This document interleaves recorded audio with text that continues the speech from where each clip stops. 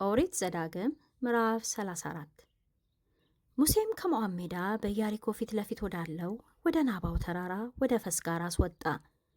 እግዚአብሔርም እስከ ዳን ድረስ ያለውን የገለዓድን ምድር፣ የነፍታሌምንም ምድር ሁሉ፣ የኤፍሬምንና የምናሴን ምድር፣ እስከ ምዕራብም ባህር ድረስ ያለውን የይሁዳን ምድር ሁሉ፣ ደቡቡንም እስከ ዞዓር ድረስ ያለውንም የዘንባባ ዛፎች ያሉበትንም ከተማ፣ የኢያሪኮን ሸለቆ ሜዳ አሳየው። እግዚአብሔርም ለዘርህ እሰጣለሁ ብዬ ለአብርሃምና ለይስሐቅ ለያዕቆብም የማልኩላቸው ምድር ይህች ናት፣ በዓይንህ እንድታያት አደረግኩ፣ ነገር ግን ወደዚያች አትሻገርም አለው። የእግዚአብሔርም ባሪያ ሙሴ እንደ እግዚአብሔር ቃል በዚያ በሞዓብ ምድር ሞተ።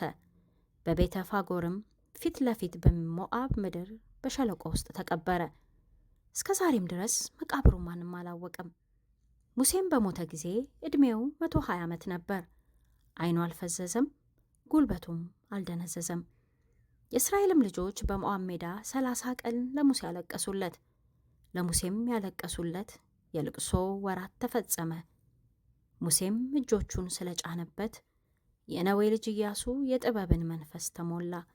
የእስራኤልም ልጆች ታዘዙለት። እግዚአብሔርም ሙሴን እንዳዘዘው አደረጉ። እግዚአብሔርን ፊት ለፊት እንዳወቀው እንደ ሙሴ ያለ ነቢይ ከዚያ ወዲህ በእስራኤል ዘንድ አልተነሳም።